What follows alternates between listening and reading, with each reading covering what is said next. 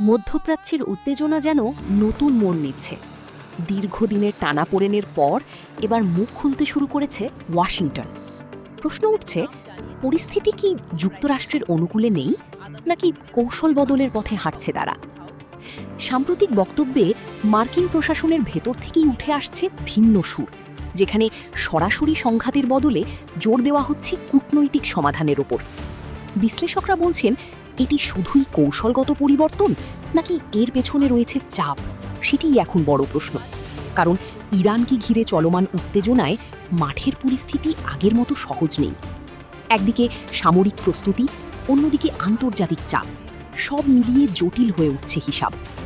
এমন অবস্থায় ওয়াশিংটনের এই নতুন অবস্থান অনেকের কাছেই পরাজয়ের ইঙ্গিত হিসাবে দেখা হচ্ছে। তবে অন্য একদল বিশ্লেষকের মতে এটি কোনো দুর্বলতা নয়, বরং একটি হিসাবী কৌশল।